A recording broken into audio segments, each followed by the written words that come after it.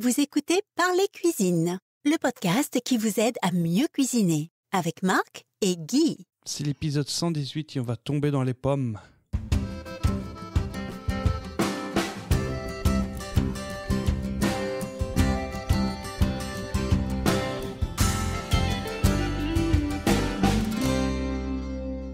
Mademoiselle, madame, monsieur, bonjour, au micro c'est Marc et je vous retrouve avec Guy. Bonjour Guy. Bonjour Marc. Épisode 118, ça fait 4 ans qu'on n'a plus parlé de ce sujet-là, tu voulais revenir avec quelque chose de saison, c'est ça? Tout à fait. Qu'est-ce qu'on trouve en automne, particulièrement dans l'hémisphère nord? On trouve des châtaignes. On trouve des châtaignes. Malheureusement, nous n'allons pas utiliser les châtaignes aujourd'hui. Non? On va utiliser un autre fruit qui est vraiment le fruit emblématique, je dirais le plus commun qu'on puisse trouver en Europe. C'est un des plus consommés de toute façon et c'est un fruit au tonnage vertigineux. Mais ce sont les pommes finalement. Ouh, les pommes, oui, effectivement. Mais avant ça, je voulais quand même dire un petit merci et un coucou, dédicace spéciale, à nos soutiens sur Tipeee, parce que depuis que le dernier épisode, donc on a quelques épisodes d'avance, donc là on est à la veille de la rentrée scolaire. J'espère que Guy attend ce moment avec impatience, n'est-ce pas Guy?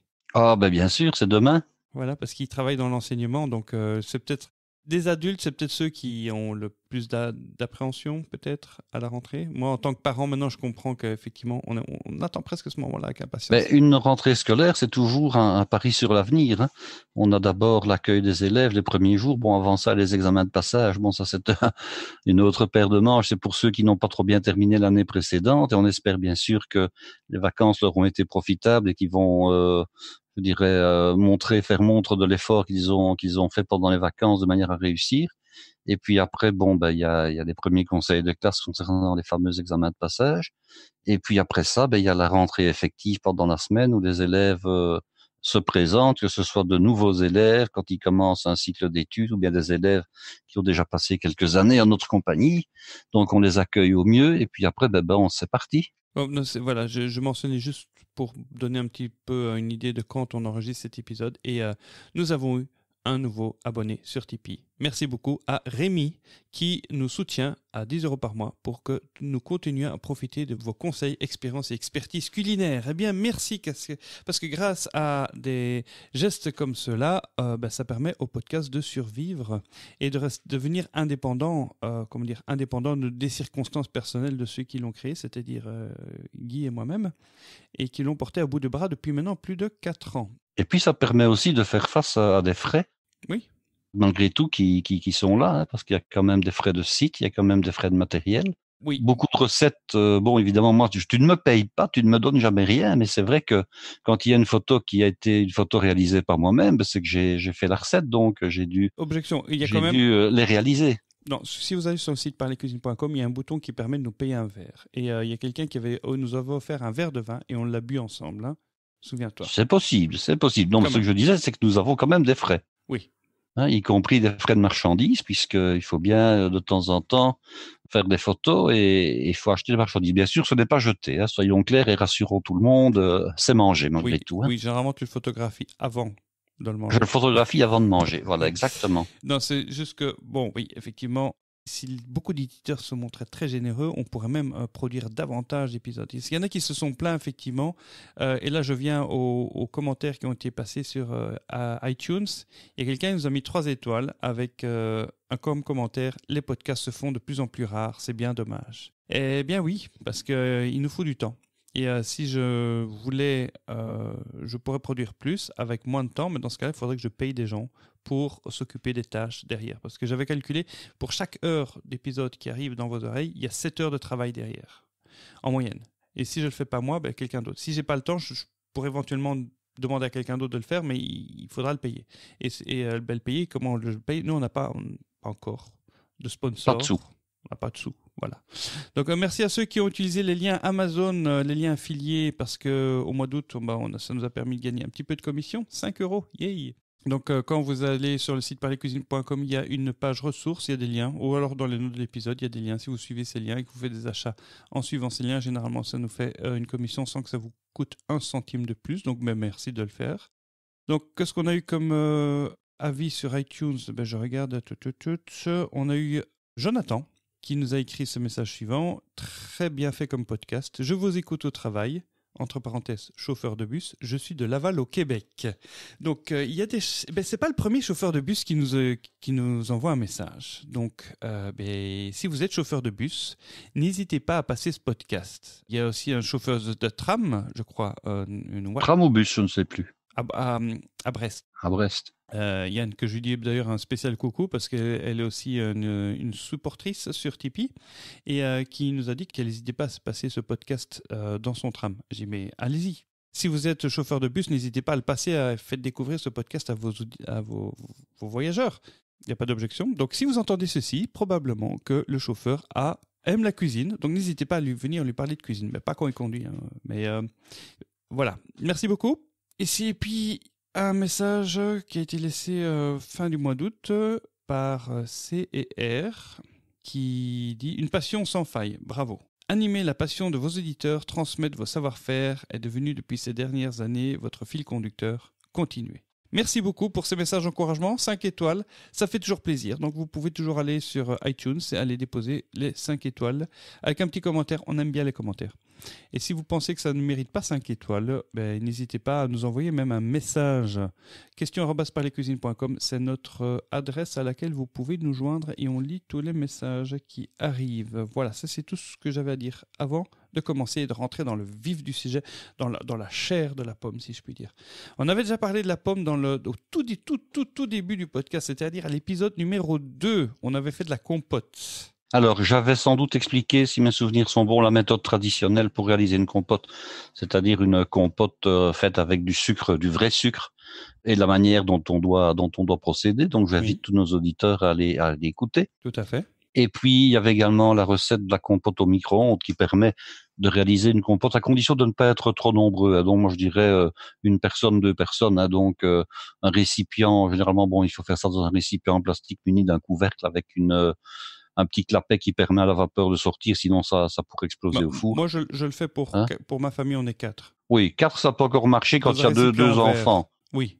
Maintenant, ça va vite quand même. Il faut mettre le plat ou le récipient au micro-ondes puissance maximale pendant 2 minutes, 2 minutes 30. Et puis après, on le ressort, on tire le couvercle, on mélange une fois. Bien souvent, en remettant la même quantité de temps, c'est prêt. Sinon, on remet une 3e fois. Donc, ça veut dire que c'est 6-7 minutes pour 4 personnes. Hein. Si c'est pour 1 ou 2 personnes, avec 5 minutes au maximum, on a tout fait. Hein. Moi, je compte une pomme par personne. On est 4. Donc, il faut compter à peu près en 4 cycles de 2 minutes. C'est ça. Si la pomme compote bien, genre une... Oui, ça dépend de la pomme aussi. Oui, hein, j'écrase avec une fourchette et je mélange. Si elle compote ça bien... dépend aussi de la taille des morceaux qu'on a fait. Donc, moi, je ne saurais qu'encourager nos auditeurs, quel que soit le processus de cuisson. Je ne parle même pas ici de la compote et des pommes. Je vais même parler d'un potage. Plus menu on coupe les morceaux, plus vite ils sont cuits. Mais ça veut dire qu'on peut gagner facilement 50-60% du temps. Or, l'énergie, ça coûte cher. Donc, si pour la cuisson d'un potage, vous émincez correctement vos légumes, c'est-à-dire très finement, les pommes de terre et tout ce qui va dedans, sauf la viande, hein. Mais au niveau des légumes, vous émincez finement, vous allez gagner certainement 50% du temps, ce qui est appréciable, évidemment. Exactement. Et ça fait du bien pour la planète. Ça fait du bien pour la planète, ça fait du bien pour le portefeuille, ça fait du bien pour le temps qu'on met à passer en cuisine, parce que malgré tout, si ça va plus vite, on peut faire autre chose. Et puis, je dirais que les vitamines sont davantage préservées si la cuisson est raccourcie. Hein, donc, tout ça a de l'intérêt, mais il faut passer un tout petit peu plus de temps au niveau de la mise en place. Donc, il faut émincer les produits plus finement. Et en bonus de cette émission, parce qu'au début, on faisait des bonus d'émissions qu'on pouvait l'écouter sur le site, tu avais donné la compote maréchale. Oui, la compote maréchale, qui est une autre version dans l'utilisation de la pomme en tant que garniture de plats salés, hein, parce que il y a des habitudes alimentaires comme ça qui font que dans le Nord, on mange très facilement des compositions sucrées avec des produits salés. Alors, vous allez dans tous les restaurants de Bruxelles autour de la Grand Place et vous aurez le boudin entre ciel et terre. Hein. Alors, le boudin entre ciel et terre, qu'est-ce que c'est? Ça veut dire qu'on va vous faire de la compote, on va vous servir de la compote, c'est le ciel. puisque les pommes poussent dans les arbres et dans les hauteurs. Et puis la terre, c'est la pomme de terre, ce sont les frites. Donc le boudin entre ciel et terre, ça vous trouverez dans quasiment tous les restaurants. La pomme entre également en Flandre dans la composition du chou rouge aux pommes, c'est-à-dire d'un chou braisé qui est cuisiné avec des lardons, des épices et des pommes qui adoucissent. On peut faire entrer également la pomme pour adoucir dans de la choucroute. J'adore faire une choucroute pomme cidre. Donc au lieu de la mouiller avec du vin blanc sec, je mouille la choucroute avec du cidre, éventuellement un cidre sec si on préfère que la recette reste un petit peu plus, je dirais plus sèche entre guillemets, plus dry, ou bien avec un cidre doux. Et à ce moment-là, on a l'acidité de la choucroute qui est contrebalancée. Et puis 10 minutes avant la fin de la cuisson totale de la choucroute, on met des quartiers de pommes et on a une choucroute qui est beaucoup plus adoucie. Alors je récupère le jus de cuisson, je le crème, je le lie et j'obtiens une sauce qui accompagne, je dirais, judicieusement la choucroute. Mais ça, j'en reparlerai peut-être une autre fois. Alors la pomme entre également dans des préparations dites à la flamande. Il y a une préparation classique qui sont les côtes de porc à la flamande que l'on ne trouvera pas forcément au restaurant ou très rarement parce que c'est un plat vraiment ménager. On cuit les côtes de porc après les avoir farinées dans une cocotte. Quand on a retourné les côtes de porc, on ajoute des quartiers de pommes. En réalité, si ce sont des pommes qui sont grosses, on met des sixièmes de pommes qu'on surveille et qu'on retourne également. Fin de cuisson de la viande, on déglace avec un bon jus de viande. Et on a un plat qui est accompagné de pommes rissolées. Donc c'est un plat vraiment ménager, mais qui est plaisant. Alors on trouve également la pomme dans des recettes de cuisine normande, de cuisine française, dans les recettes dites vallée d'Auge. Ce sont des recettes qui accompagnent souvent une viande blanche, volaille, le pintado par exemple, le poulet, et on peut faire la préparation soit en crémant, soit en ne crémant pas. Mais qu'est-ce qui va intervenir? On va également parfumer avec du calvados. Et ce sont des pommes qui sont cuites et qui sont présentées également en quartier. Donc la pomme accompagne les plats salés. Mais aujourd'hui, on va plutôt parler de la pomme en dessert. Alors la pomme en dessert, j'ai retrouvé en fait en faisant du tri dans des papiers, j'ai retrouvé d'anciennes notes de cours de l'époque où je donnais cours. Donc, et je me suis quand même dernier. fortement inspiré d'un très très grand professionnel qui est certainement connu de nombreux de nos auditeurs, c'est Yves Turiès. Alors Yves Turiès a d'abord commencé par éditer, c'était un ancien compagnon du Tour de France. Quand je dis compagnon du Tour de France, ce n'est pas le vélo, ce sont les professionnels qui, pour acquérir leur expérience, ont vraiment tout le Tour de France en allant de maison en maison chez des personnes réputées pour leur expérience et qui apprennent toute une série de ficelles. Et alors, notre ami Yves Turiès a créé un restaurant dans une localité qui s'appelle Corps-sur-Ciel. Et alors, il avait donc là un restaurant, une auberge, on va dire, et il faisait du traiteur, de la pâtisserie, de la boulangerie, des glaces, des chocolats. Enfin, vraiment, il avait quasiment une vue panoramique de tous les différents aspects du métier, de l'hôtellerie et de la restauration. Il a commencé d'abord par écrire toute une série de livres qui étaient des livres extrêmement chers, reliés plein cuir, dorés à leur fin, etc., mais dont toutes les recettes sont des recettes, je dirais, de base, exemplaires. Elles sont grammées, elles sont expliquées. Je crois que ce sont parmi les plus beaux livres techniques que j'ai eu l'occasion de feuilleter. Bon, j'en avais acheté quelques-uns. Et il y avait entre autres, si mes souvenirs sont bons, dans le numéro 2, toute une série de recettes de glace et de soufflés glacés. Et la recette que je vais vous donner aujourd'hui est une recette qui s'inspire donc des recettes de Yves Turiès, sinon que je vais vous donner des variantes un petit peu de manière, non pas de raffiner le produit, mais de le complexifier. Alors, de quoi avons-nous besoin? Alors, je vais vous donner une recette, je dirais qu'il y a une certaine importance au niveau des quantités mises en œuvre. Vous pouvez la diviser par 2 sans aucun problème. Alors, quelle quantité doit-on prévoir par personne? Parce que c'est toujours un petit peu ça. On ne trouve pas toujours dans les livres professionnels les quantités comme dans les livres ménagers. On vous dit, voilà, pour 6 personnes, vous faites ci, vous prenez telle quantité de ça et de ça. Alors, un dessert, on peut considérer qu'un dessert de ce genre-là, la portion va varier entre 100 et 150 grammes du produit. 100 grammes, c'est un peu court. C'est vraiment la petite tranche de glace ou bien les deux quenelles de soufflé glacé. 150 grammes, disons que c'est la belle quantité que l'on peut servir dans le cadre d'un dessert. Donc, vous faites un petit peu votre total, vous voyez. Et puis, n'oubliez pas non plus, c'est que les desserts peuvent être faits en plus grande quantité et gardés au réfrigérateur quand ce sont des desserts qui doivent être réfrigérés, ou au congélateur quand ce sont des desserts qui sont, bien entendu, congelés. Donc, je vais vous donner la proportion et puis vous la modifiez. Je vais vous expliquer comment on procède. Est-ce que ça se rapproche du soufflé glacé que tu avais donné à l'épisode 48? Qui était à quoi? Isfahan. Ispahan. Ah, bon. Le soufflé glacé Ispahan, c'était peut-être un soufflé. Ben, ça se rapproche évidemment, parce que vous allez avoir les mêmes ingrédients. Vous allez avoir l'ingrédient de base qui détermine la recette. Vous allez avoir de la meringue italienne et vous allez avoir de la crème fraîche battue. Donc, dans tous les cas, vous avez ces trois grands produits-là, si ce n'est que le produit dans ce cas-ci, ça va être la pomme. Alors, normalement, quand on fait un soufflé glacé ou une mousse glacée aux fruits, je prends le cas des fraises, on part à partir de pulpe de fraises ou de purée de fraises crues. Dans le cas de la pomme, ça ne peut pas marcher. Pourquoi? Parce que la pomme est un fruit qui s'oxyde. Et en plus, comme la pomme est un fruit qui est très aqueux également, vous risquez d'avoir un problème, je dirais, de cristallisation. Donc ici, on va cuire la pomme et on va partir à partir d'une base de compote. Alors, si vous n'avez pas beaucoup de temps, vous prenez évidemment une compote du commerce. Il y en a de très très bonnes. Sinon, vous la réalisez vous-même. Alors, petite remarque ici, je peux vous donner l'information, je dirais d'un point de vue technique. Vous devez prendre de la compote qui est tamisée, hein, donc, ou alors il y a vraiment de très très petits morceaux, mais il y a une raison technique. C'est que si la compote est en morceaux plus importants, vous avez beau la mélanger avec de la meringue italienne, avec de la crème battue, lorsque vous allez congeler cette compote, comme les morceaux de pommes contiennent énormément d'eau, vous allez avoir des glaçons de pommes dans votre préparation, ce qui ne serait évidemment pas agréable du tout. Hein. Si je la passe au mixeur. Donc, il faut la passer au mixeur ou la passer éventuellement au tamis ou alors couper vraiment les pommes en menus morceaux qui font que quand la compote est cuite, eh bien, elle est donc, comme le nom l'indique, compotée et que les morceaux ont quasiment disparu. C'est pas compliqué. Normalement, vous devriez sucrer la compote, hein, parce qu'ici, la recette ne l'indique pas. Alors, combien de sucre met-on dans une compote? Eh bien, généralement, on sucre à peu près à 21% du poids des fruits.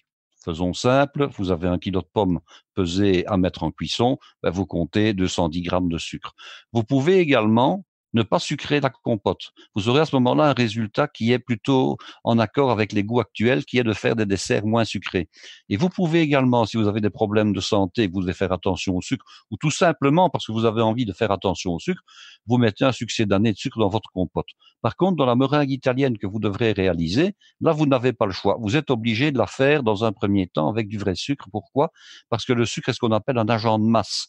Donc, pour amener votre meringue à une certaine température de stérilisation et de cuisson, parce qu'une meringue italienne, je le rappelle, c'est une meringue cuite, vous devez mettre une certaine quantité de vrai sucre.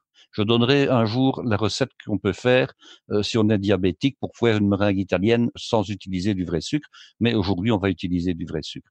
Donc, première étape, vous réalisez votre compote. Alors, on peut la réaliser classiquement, hein, morceaux coupés, un petit filet d'eau dans une casserole, le sucre, on fait un sirop, on ajoute les pommes, on met un couvercle, on cuit donc à l'étouffée, feu doux, hein, sinon les pommes vont coller, vont brûler. Toutes les 3-4 minutes, on va un petit peu voir ce qui se passe et on mélange. Et finalement, les pommes cuisent à la fois dans le sirop de sucre qu'on a fait, mais également à la vapeur. Si maintenant vous ne voulez pas utiliser de sucre, vous allez cuire vos pommes au micro-ondes, comme je l'ai déjà expliqué. Donc, pommes coupées en menus morceaux, un récipient muni d'un couvercle, micro-ondes, et les pommes cuisent dans leur propre vapeur. Après quoi, vous mixez, de manière à avoir une pulpe de pommes. Hein. On est bien d'accord, on doit avoir quelque chose qui soit très fin. On laisse refroidir, bien entendu. Donc, ça peut se faire à l'avance. Hein. On peut très bien faire la compote un jour et puis dire, je la mets au réfrigérateur et demain, je ferai le restant de la préparation. Ça garde combien de temps au réfrigérateur? Oh, ça peut garder 2-3 jours. Maintenant, bon, il est quand même conseillé de consommer sa compote au plus tard le lendemain, hein, pour des raisons, je dirais, d'hygiène, tout simplement, parce que les réfrigérateurs sont souvent des nids de bactéries. Je dirais des bactéries, entre guillemets, je mets des guillemets, des bactéries propres. Je vais prendre un exemple. Hein. Vous allez avoir un fromage bleu dans votre réfrigérateur. Vous pouvez être certain que vous avez les spores du bleu du fromage qui sont à la fois et dans l'air ambiant et sur les parois. Hein. Et si vous avez votre compote qui est à l'air libre, vous êtes certain qu'elle va à un moment donné se mettre à moisir. Hein.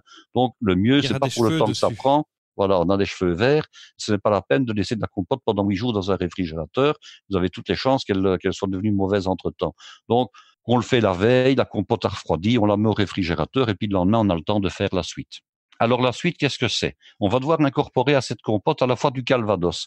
Alors pour les 600 grammes de compote de pommes, on doit compter 50 grammes de calvados. Alors pourquoi est-ce que c'est en poids et non pas en volume? Parce que le poids est beaucoup plus précis. Hein, le poids, il suffit de peser dans un petit godet l'alcool sur sa balance électronique et on a je dirais, la quantité exacte. Alors, ce n'est pas la peine de mettre un calvados millésimé, un calvados 25 ans d'âge. Vous prenez le calvados du commerce le plus, je dirais, le plus commun. Hein. Le moins cher. le moins cher. Si maintenant vous n'aviez pas de Calvados, parce que ça peut arriver, hein, on n'a pas toujours du Calvados chez soi, c'est un alcool un petit peu spécifique. Peut-être le Calvados dans des pays je dirais hors France, hors Belgique, on a un peu de mal à les trouver. Mais vous mettez à ce moment-là un cognac, ça peut marcher aussi. Mais l'alcool idéal est évidemment le Calvados, puisque le Calvados c'est un alcool qui est issu, je dirais, du pommier, hein, Je qui pourrais est mettre issu donc de un la gin aux pomme. pommes. Un gin aux pommes éventuellement, pourquoi pas. Parce que maintenant, on met le gin à toutes les Bon, sauces. oui, voilà. Maintenant, le Calvados, c'est un alcool qui est vraiment spécifique parce qu'il sent la pomme. C'est vraiment celui qui va aller le mieux, hein. Ok. Donc, Et il faut de 50 grammes de l'alcool, c'est obligatoire Calvados. l'alcool, parce qu'il y en a qui boivent pas d'alcool. Ah, ce n'est pas obligatoire. Disons que ça va renforcer le goût. Celui qui dit, moi, je ne consomme pas d'alcool, bon, ben, il ne met pas d'alcool.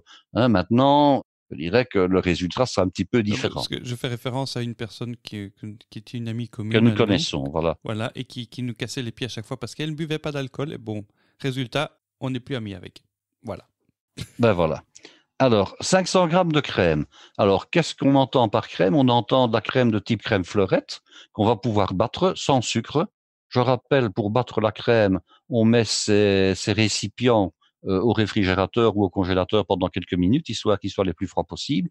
La crème a elle-même été conservée jusqu'au dernier moment au réfrigérateur, et puis on la bat. On la bat soit à la main, soit avec un fouet électrique, lentement au début, de manière à incorporer, disons, de l'air, hein, et on la bat à peu près à 4/5 de sa capacité totale à être battue.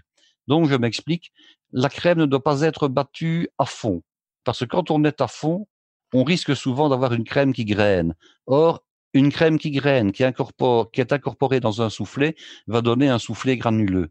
Donc, il vaut mieux la battre un rien moins que ce qu'il ne faut, que de la battre un peu trop, que de la surbattre. Ça demande Donc, on beaucoup considère toujours 4/5. Alors, comment voit-on quand la crème est battue à 4/5? Au début, quand vous battez de la crème, bon, ben ça fait des bulles en permanence. Et puis après, à un moment donné, la crème va s'assagir et vous allez avoir le fouet qui va faire des stries, qui va laisser des lignes dans la crème. Alors, lorsque le fouet laisse des lignes, je dirais de manière assez conséquente, et que la crème commence à tenir dans le fouet, alors c'est pas compliqué, hein. Si vous travaillez à la main, vous prenez votre fouet, vous prenez de la crème et vous voyez si elle reste dans les branches du fouet. Ça veut dire que c'est battu suffisamment. Si la crème ne reste pas dans les branches du fouet, ça veut dire qu'il faut encore la battre à un rien. J'ai bien dit un rien, hein. Donc, Oui. il faut surtout éviter ces qu'elle ne graine. Ça demande beaucoup de pratique parce que c'est difficile de s'arrêter. Parce que c'est beaucoup plus C'est un peu de facile sens de d'aller trop loin. l'observation, en fait. Voilà. Parce que moi, je me souviens, les premières fois que j'ai battu de la crème, j'ai obtenu du beurre presque. Ah oui. À un moment donné, alors surtout, hein, ne jamais battre de la crème en faisant enfin, si, on peut faire autre chose, mais jamais sans la perdre du regard. On peut très bien, si on a une quantité d'1 litre à battre, par exemple, la mettre dans son batteur et puis le laisser tourner.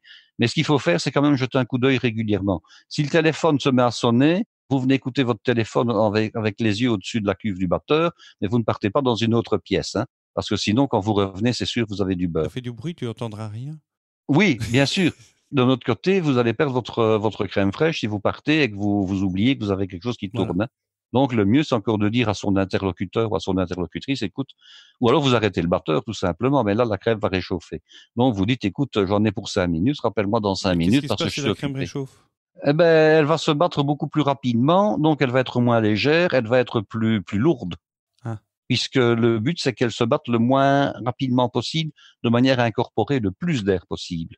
Ok. Hein, donc forcément, comme elle est glacée, comme le récipient était bien froid, il vaut mieux le faire en une fois plutôt que de dire bon, je retire tout, je remets tout au réfrigérateur. On n'a pas toujours la place pour le faire, hein, parce que aller caser un gros bol dans votre réfrigérateur, c'est pas toujours évident.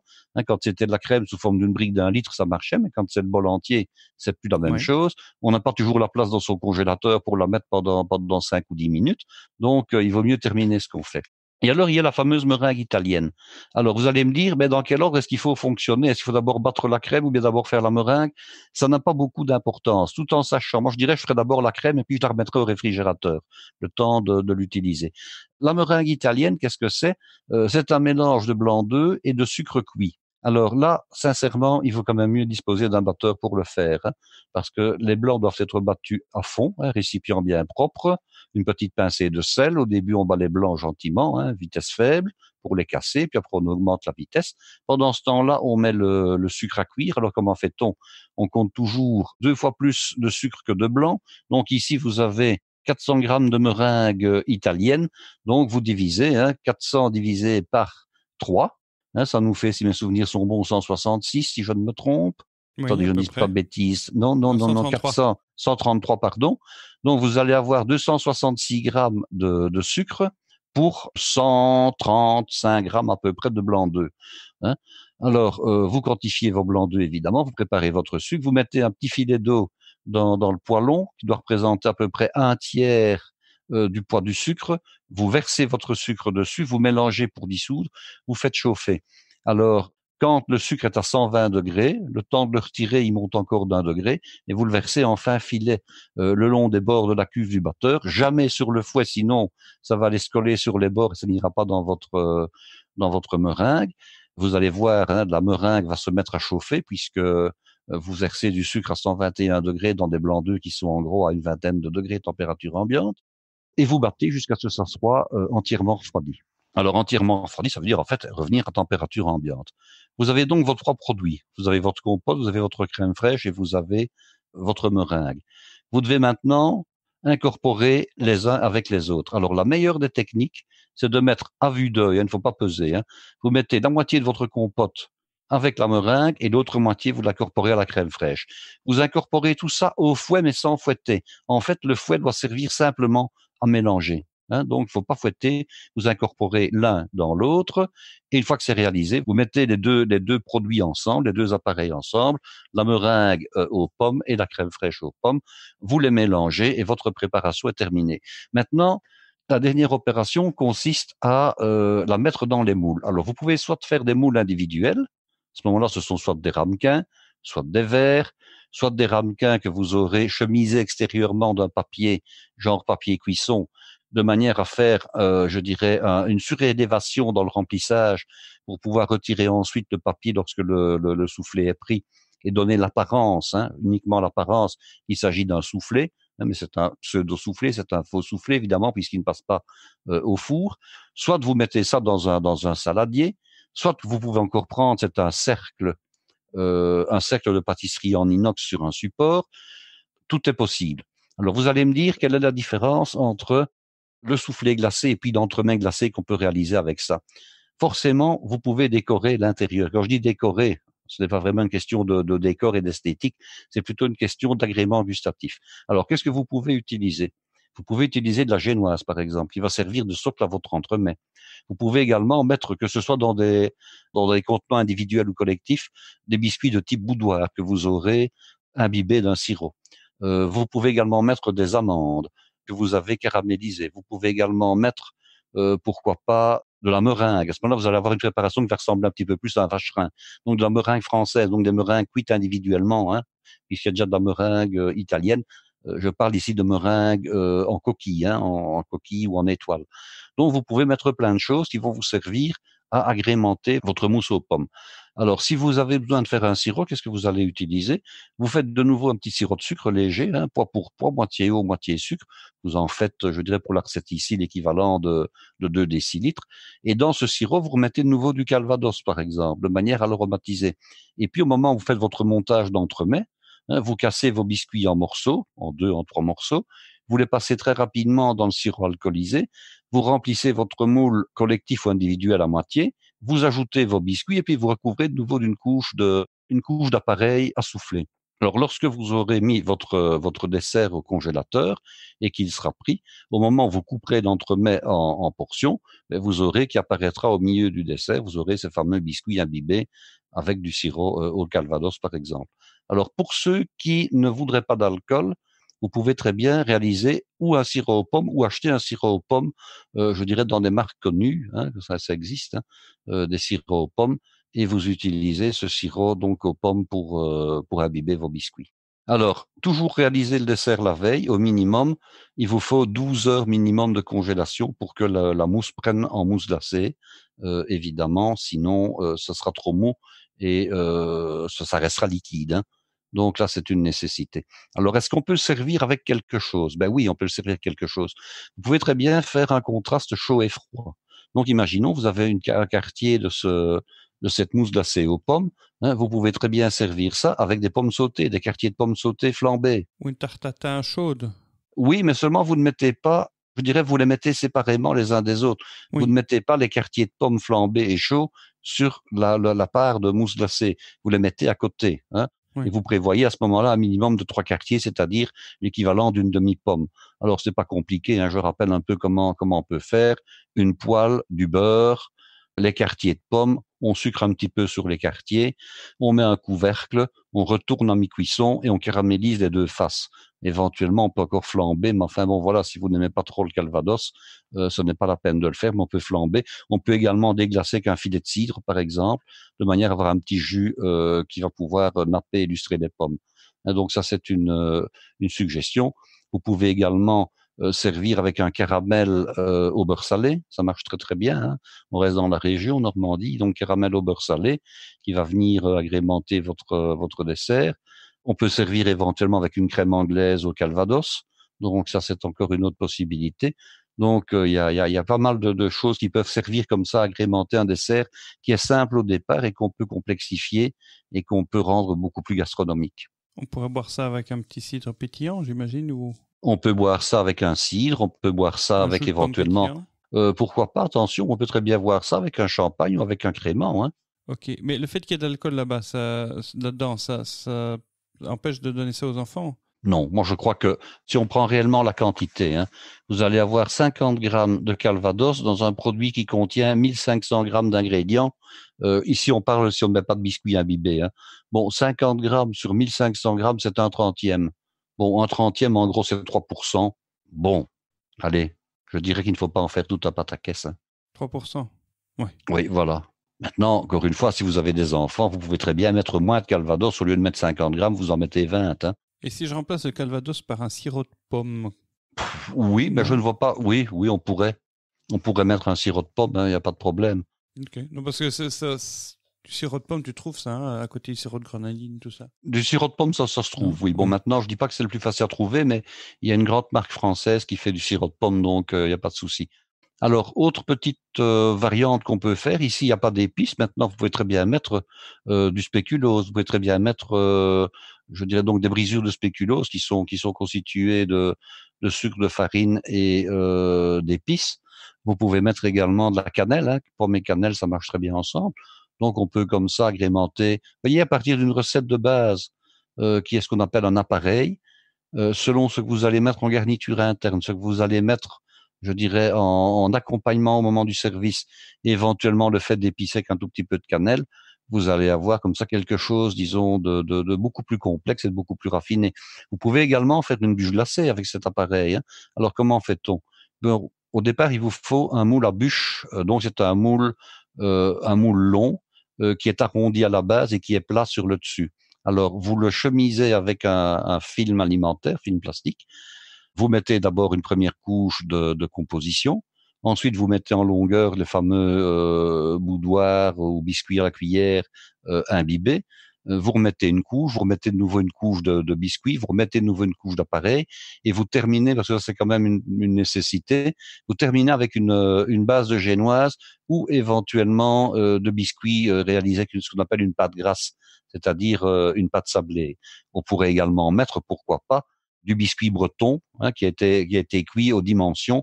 Le plus facile, c'est quand même la génoise, évidemment, ou bien le biscuit cuillère, hein, qui vous sert de base. Lorsque c'est fait, vous refermez, je dirais, la composition avec les bords du film alimentaire qui avait servi à chemiser le fond du moule, et vous congelez. Bon, ça c'est la première opération.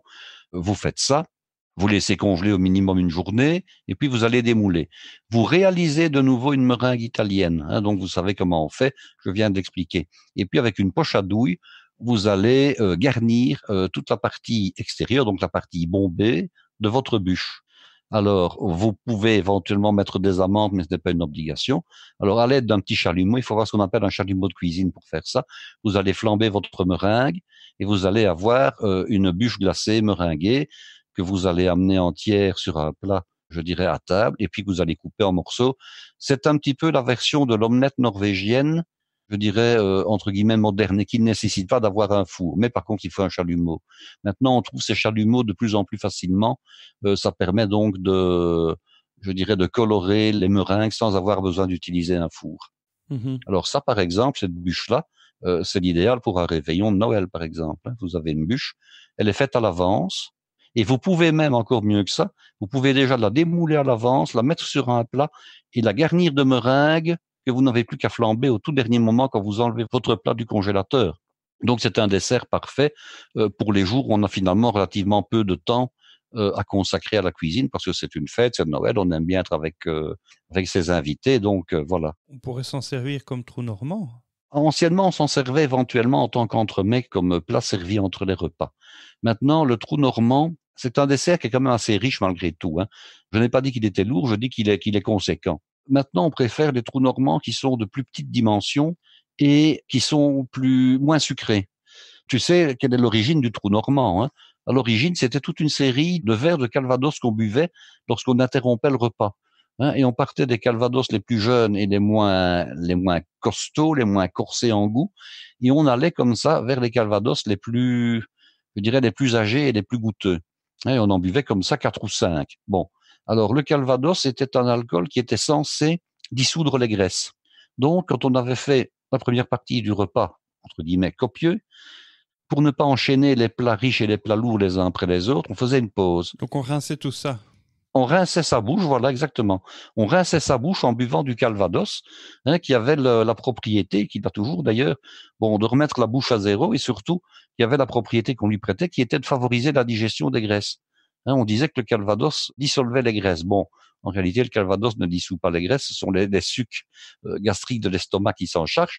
Mais enfin, c'était l'avis qu'on en avait. Donc, on enchaînait comme ça, les messieurs en tout cas, on enchaînait 3, 4, 5 calvados, en allant crescendo dans je dirais dans les goûts, du plus faible au plus fort. Et puis après, on était prêt 1 heure après à recommencer à manger tripes à la mode de Caen et autres pieds de cochon grillés. Voilà. Ça fait quand même partie des digestifs. Pourquoi est-ce qu'on dit que les alcools sont digestifs? Eh bien, pour la raison que je viens d'expliquer, c'est qu'on leur prête la vertu de dissoudre les graisses, donc de faciliter la digestion. Ce qui veut dire qu'en réalité, on appelle à tort trou normand maintenant l'interruption de repas, entre les deux parties de repas. Mais si on veut respecter, je dirais, l'histoire et l'étymologie, le trou normand devrait être uniquement des verres de calvados qu'on enchaîne les uns après les autres. Ou alors on appellerait ça un entremets. Voilà. Mais un entremets, oui, bien sûr, on appellerait ça un entremets. Maintenant, lorsque c'est un alcool, ce n'est évidemment pas un entremets. Alors on a remplacé ça par les versions sorbet alcoolisé. Alors, on a remplacé donc les verres de cognac ou de calvados, dans ce cas-ci, par des sorbets au vin. Donc, c'est ainsi qu'on a servi en entremets le sorbet au champagne, le sorbet au Banyuls, au Porto, à tout ce qu'on veut. Et puis, alors, on a remplacé ça par une boule de sorbet à base de fruits qu'on a alcoolisés. C'est le fameux colonel, qui est un sorbet au citron qu'on arrose avec un alcool de citron, par exemple, du limoncello, ou tout simplement une vodka. Ou la vodka, ouais. voilà. Ma maman aime beaucoup ça. Mais généralement, elle prend ça en bonnet de nuit. Ah, ici, je parle d'un sorbet, par exemple, sorbet citron vert arrosé d'un trait de gin ou d'un trait de vodka. Oui. Bon, voilà, par exemple. Très bon, très rafraîchissant. Très rafraîchissant. La star des vacances. Boule suffit. La star des vacances. Voilà. Généralement, un seul suffit pas. Enfin, souvent, quand on aime, on ne compte pas, évidemment. Bien sûr. Voilà, mais vous avez déjà comme ça une idée d'abord pour utiliser les pommes de votre verger si vous en avez un, de vos voisins si vos voisins sont généreux et vous donnent des pommes que vous trouverez au magasin à des prix intéressants puisque c'est en automne. Alors je vous entends me dire, oui, mais quelle variété de pommes conseillez-vous pour faire tout ça? Une pomme qui compote. Bonne question. Ben, moi, je vais vous dire que ma pomme préférée entre toutes à la fois pour la manger au couteau et pour en faire de la compote, c'est la belle de Boskop. Alors, la belle de Boskop, je suis allé dans un magasin réputé de Bruxelles pensant en trouver et il n'en avait pas encore. La belle de Boskop est vraiment ma pomme préférée parce qu'elle a un accord et un équilibre extraordinaire entre la sucrosité et l'acidité. Je trouve que c'est une pomme qui est rafraîchissante. Alors, en plus, elle se comporte très facilement. Lorsque vous la cuisez. D'abord, non, c'est une variété hollandaise. Hollandaise, oui. Boskop, c'est une localité hollandaise qui est située à proximité de La Haye. Autant pour Donc moi. la belle de Boskop, c'est une pomme ancienne, mais qui est cultivée maintenant, je dirais, dans beaucoup d'endroits d'Europe. C'est une pomme qui a vraiment cet équilibre agréable.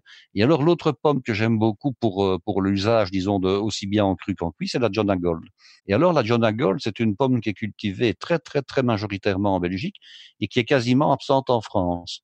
Des Français. Ça fait 10 ans que j'habite en Angleterre, je l'ai trouvée qu'une seule fois. Ah oui, oui, oui, oui. Alors que c'est une pomme qui est très équilibrée, en fait. La France continue à produire en masse de la Golden. De la Golden qui vient essentiellement du Limousin. Je pense qu'il y a même une appellation concernant la Golden. Golden Delicious qu'on trouve ici aussi, mais c'est la saison maintenant, oui, Ouais, effectivement. mais la Golden, autant j'en ai mangé jadis, autant je ne l'aime plus. Parce que je trouve elle a finalement un goût qui n'est pas désagréable en soi. Mais je crois que j'en ai été dégoûté et j'ai préféré passer à d'autres variétés. Et c'est vrai que la Belle de Boscop est vraiment ma préférée actuellement, suivie de la Golden. L'intérêt de manger des pommes de saison, c'est qu'elles peuvent ne pas avoir été Était traitées traitée, hein, au Smart était Fresh. conservée, hein, Et bien c'est ça sûr. qui me désole, parce que étant plus jeune, mais je te parle d'une période il y a 15 ans, j'adorais les pommes. Et ce que j'aimais bien faire avec les pommes, que j'aimais beaucoup les Golden pour ça, parce que quand tu les achètes, elles sont vertes. Et les John à Gold, quand tu les achètes, elles sont encore un peu vertes comme ça. Ce que j'aimais faire, c'était d'acheter les pommes et les garder pendant Les une, laisser deux, trois mûrir. semaines et les laisser mûrir jusqu'à quand elles étaient vraiment gorgées de sucre naturel. Et là, je les mangeais avec grand plaisir. Et la John à Gold, même, elle tourne presque en compote naturellement. Quand elle est vraiment très mûre comme ça, elle s'écrase, elle s'effrite, c'est comme ça que j'adorais les manger parce que c'est là qu'elles sont très parfumées. C'est à la fois sucré et parfumé. Là, j'ai Et déjà ça, fait maintenant, tu sais plus l'expérience parce faire. que, oui, Tu sais parce que plus c'est faire. connu, hein. Oui. La fameuse Granny Schmidt qu'on achète toute verte, là, hein. Oui. En fait, on achète une pomme qui n'est pas mûre, mais qui a Oui. quand même la capacité de pouvoir être mangée. Alors, si on achète, par exemple, une Jonah Gold, quand elle est encore tout à fait verte, elle est tout à fait immangeable, hein, elle ne sera pas Oui. bonne. Par contre, la Granny Schmidt, quand on l'achète et qu'elle est verte, elle est déjà consommable, mais elle est encore acidulée, hein, malgré tout, c'est pour ça qu'on l'achète. Et lorsqu'on laisse une Granny Schmidt, par exemple, pendant 3 mois dans une pièce tempérée, elle va finir par mûrir. Et alors, elle mûrit en donnant une pomme qui est jaune, hein, qui ressemble un peu, je dirais, un tout petit peu à la Golden finalement, mais qui pourrait éventuellement être, je dirais, tachée à l'intérieur parce que elle n'est pas faite pour ça. Elle est faite pour être mangée lorsqu'elle est encore fraîche, lorsqu'elle est encore acidulée. Par contre, C'est une pomme trop croquante, elle compote mais pas. c'est une pomme trop croquante, c'est une pomme qui ne donne pas une bonne compote. J'ai déjà fait de la compote pour essayer Non. avec de la Granny Schmidt. On n'a pas un résultat extraordinaire. Oui, on a de la compote, mais la compote reste en morceaux, la chair ne se défait pas, ça reste en morceaux. Et comme elle est très acidulée et que je n'ai pas mis de sucre, ben c'est une compote qui est quand même un peu raide à manger, quoi, qui n'est pas agréable finalement. Oui. Mais en fait, à cause du Smart Fresh, allez chercher sur les vidéos, vous trouverez un reportage super bien fait par Arte sur la conservation des pommes au Smart Fresh. Maintenant, tu gardes les pommes, ben, elles ne mûrissent plus. Dès qu'elles sont traitées à ce produit-là, qui est un gaz et qui Il va, y a un bloqueur en qui fait, va à mon bloquer avis, hein. le mûrissement, Voilà. elle va rester telle qu'elle et tu vas pouvoir la garder. Elle va pourrir avant de mûrir. Et je suis vraiment très triste. Ça permet d'avoir des pommes toute l'année. Voilà. Donc on a l'illusion que les pommes, Évidemment, c'est un évidemment. produit C'est comme si on venait perpétuel. de les cueillir quasiment, hein. Oui, oui. Et ben justement, c'est ça que je suis content que la saison des pommes revient parce que ben, je vais pouvoir faire le plat des pommes. Et après, bon, le problème, c'est qu'elles ne sont même pas étiquetées. C'est même pas marqué sur les produits si elles ont été traitées ou pas. Et c'est là que je trouve un peu malhonnête de la part des Mais commerçants. ça, je crois elles sont tacitement, elles sont traitées, hein. On ne saurait pas garder des pommes à température ambiante sans autre, je dirais, sans autre artifice. Après 2 mois, les pommes seraient toutes moisies, hein. Oui, Donc oui. Donc il ici, faut que j'attende 2 mois quand même. j'ai des pommes que j'ai récoltées il y a une huitaine de jours dans un verger bio, hein, qui n'est pas du tout traité. Alors autant vous dire que d'abord c'est une année où il n'y a pas de pommes cette année ici. Et alors les quelques pommes que nous avons récoltées, elles sont tachées. 8 jours après la récolte, le petit point de moisi ou de moisissure qui s'est installé a ravagé les 3/4 de la pomme, donc elle est bonne à jeter. Les pommes sont très souvent véreuses, donc il y a des petites bêtes qui ont été faire leur habitation dans le cœur, donc vous avez intérêt à la nettoyer extrêmement soigneusement. Je me suis fait une compote il y a 2 jours. Ben, j'avais autant de déchets de pommes, épluchures et trognons et choses à jeter que je n'avais de pommes. Sincèrement, j'avais 50% en poids de déchets. Bon, l'avantage, c'est de pouvoir manger une compote de pommes, entre guillemets, bio, non traitée, donc il n'y a pas un gramme de pesticides dessus. Mais il faut savoir que quand on ne traite pas du tout ces pommes, on a du déchet. Alors, question de les conserver, vous pouvez les mettre dans des caisses en carton, les garder dans un endroit frais, mais il faut aller tous les 2-3 jours, vous devez aller voir les pommes qui se gâtent et qui bougent et les éliminer. Sinon, c'est comme on dit, la pomme pourrie dans le panier fait pourrir l'ensemble du panier. Donc, les moisissures se Oui. transmettent d'une pomme à l'autre et vous n'avez plus rien finalement. Donc, ne pas traiter du tout, hein, parce que maintenant, c'est la grande mode, hein. plus de pesticides, on ne va plus rien traiter, etc. Mais on oublie que les pesticides, quand ils sont bien employés, c'est-à-dire judicieusement, à une certaine date de la récolte, pour ne pas les traiter la veille, évidemment, de la récolte. Mais quand les pesticides sont bien employés, ça évite quand même des catastrophes. Ça évite quand même. Si on n'employait pas de pesticides, on ne saurait pas nourrir l'humanité. Il n'y a pas de problème. Ce serait impossible. Ou alors, il faudrait qu'on accepte de manger des pommes biscornues avec des taches ou avec Pas seulement. C'est-à-dire qu'il y a un problème. Vous savez, quand le ver est dans le fruit, c'est vraiment le cas de le dire. Quand vous avez des insectes qui sont entrés par ce qu'on appelle la mouche, c'est-à-dire la partie inférieure de la pomme. Bon, les parasites vont s'installer dans le cœur, et puis à partir du cœur, ils vous contaminent, je dirais, un tiers ou un quart du volume de la pomme. Et puis quand vous la récoltez, vous ne la mangez pas forcément tout de suite. Il continue à proliférer. Conclusion, quand vous voulez manger la pomme, vous l'ouvrez en deux, vous pouvez jeter 50% de la pomme. Alors, je ne vous engage pas à faire du jus de fruits avec ces pommes-là, parce que quand on va faire du jus de fruits chez un spécialiste qui vous fait ça, bien sûr, les pommes sont lavées, mais elles ne sont pas nettoyées à l'intérieur, donc tout est pressé, et vous avez un jus de fruits avec les bêtes qui étaient à l'intérieur, qui passent dans le jus de fruits. Bon, c'est quand même pas agréable. Il y a bien des limaces dans ton vin. Les limaces dans le vin, que je sache, c'est quand même pas la mode. Bon, bien sûr, les grappes ne sont pas toutes nettoyées et traitées, mais enfin. Non, crois-moi, quand j'ai fait les vendanges en Champagne, j'en ai ramassé des limaces avec les raisins. Oui. Et c'est parti au pressoir avec le reste. Parce que, alors, c'est que c'est mal fait. Parce qu'en principe, quand on cueille une grappe, on doit déjà nettoyer la grappe avec le sécateur. Je dis ce qu'on doit faire. On doit enlever les feuilles de toute façon, et on doit enlever évidemment. Tu dois surtout arriver au bout de ta route avant les autres, parce que soit le raisin qui est pourri, qui doit être également enlevé, et s'il y a une belle limace, je dis pas la petite limace, mais la belle limace dans la grappe, on doit l'enlever normalement. Oui, en théorie, bien sûr. Oui, en théorie. Comme on doit également enlever les peaux de lapin quand on a récolté à la machine le cerfeuil, mais bon, voilà. J'en ai déjà entendu, je ne dirais pas quelle marque, mais une dame qui avait travaillé à une époque dans la conserverie en question, et qui m'a expliqué, quand la tondeuse qui tond le champ de cerfeuil passe, les lapins, ils ont la mauvaise idée, c'est de se réfugier au milieu. Ah oui? Parce qu'on tourne généralement autour du champ, on commence par les extérieurs, ce qui n'est pas la bonne chose à faire, il faut faire le contraire. Il faut commencer par l'intérieur, et puis à la fin, les lapins savent se sauver. Comment fait-on pour commencer par l'intérieur? On passe d'abord au milieu, et on va alternativement d'un côté à l'autre. Bon, alors les lapins, quand ils sont dedans, ils savent sortir, parce que on ne tourne pas autour de la pièce qu'on récolte, on ne passe que d'un seul côté. Bref, donc les lapins, ils se réfugient au milieu, puis quand la tondeuse arrive, ils sont récoltés en même temps que le cerfeuil, et puis après, tout ça est moulu, et on en fait parfois c'était quand même quelques années, et on en fait du cerfeuil haché pour les potages. Et on retrouve comme ça des morceaux de poils de lapin dans la soupe. Mais bon, voilà. Intéressant, n'est-ce pas? Intéressant, si on savait tout ce qu'on a mangé.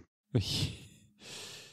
Ben voilà, c'est fini pour aujourd'hui. On essayait de parler des pommes aujourd'hui. On termine par parler de peaux de lapin dans les soupes de cerfeuil. Mon Dieu. Ok. C'est un podcast, on discute de plein de choses en fait. Après tout, on dit ce qu'on veut. Ben voilà. Bon, ce sera tout pour aujourd'hui? En tout cas, pour cette recette-ci, ce sera tout. Eh bien, je te remercie Guy. Merci d'avoir passé ce moment en notre compagnie. Et à bientôt. Oui, avant de dire, on va quand même dire au revoir aux gens, et puis on va leur prévenir on va leur dire que voilà. N'oubliez pas de vous abonner si vous avez aimé ce podcast. Vous trouvez Parler Cuisine sur n'importe quelle application de podcast, sur Spotify ou sur parlercuisine.com, sur Instagram, sur Facebook et maintenant sur TikTok aussi. J'ai ouvert une page là. Il paraît que c'est le nouveau réseau social à la mode. Sinon, si vous voulez nous soutenir, il y a la page Tipeee. Vous pourrez trouver tous les détails sur parlercuisine.com, épisode du podcast si vous voulez voir les notes détaillées de l'épisode. Et puis, si vous avez une question, vous pouvez toujours prendre contact avec nous via un des réseaux sociaux, c'est-à-dire Twitter, Facebook, Instagram, ou alors question@parlercuisine.com. C'est notre site internet. Ce n'est pas les moyens qui manquent de nous contacter.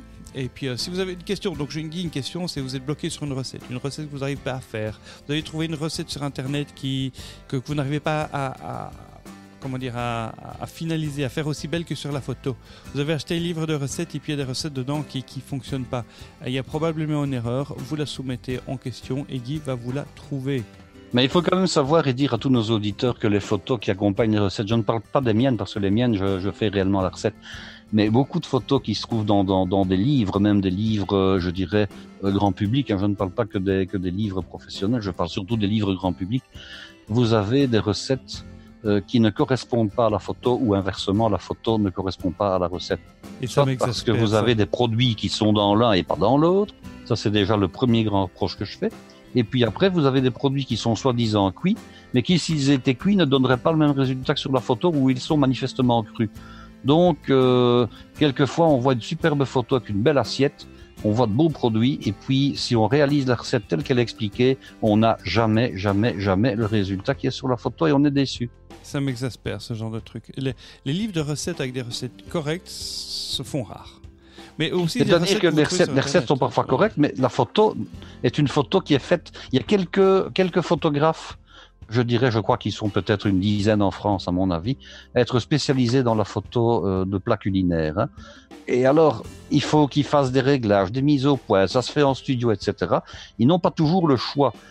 Ils ne sont pas souvent dans la cuisine même où on a réalisé la recette. Donc, ils doivent jongler. Hein. Il faut aussi que le plat soit froid pour ne pas donner de la buée sur les objectifs. Hein, ça, c'est encore un autre problème. Donc, on triche, voilà. On ment. Ils mentent. Moi, je vous dis qu'ils mentent. Ben, oui, d'une certaine manière, ils mentent, voilà. Oui. Bon, mais ça, tu le vois tout de suite, toi, Guy. Oh, instantanément. Voilà. C'est ça. Je lis la recette en diagonale, hein, donc parce que bon, au départ, je connais un peu l'histoire. Je vois tout de suite les ingrédients. Je dis, mais tiens, cet ingrédient-là, soit il n'apparaît plus, soit il y en a un autre qui est dans la photo que dans la liste officielle des ingrédients. Donc forcément, c'est parce qu'on met une touche de rouge, on met une touche de rose, on met quelque chose qui embellit la composition, mais qui n'est pas prévu au départ. Alors, je pense que ce qu'il faudrait faire, c'est dire à ce moment-là, notez bien, donc en tous les ingrédients, si vous voulez orner ou enjoliver votre recette, vous pouvez utiliser telle chose ou telle chose, mais que ce soit au minimum mentionné, parce que sinon, ça ne correspond pas. Oui. Ok, bon, voilà. Et puis, bon, sur Internet, des recettes folkloriques, tu en trouves plein aussi. Ah là, il n'y a pas de problème. Hein.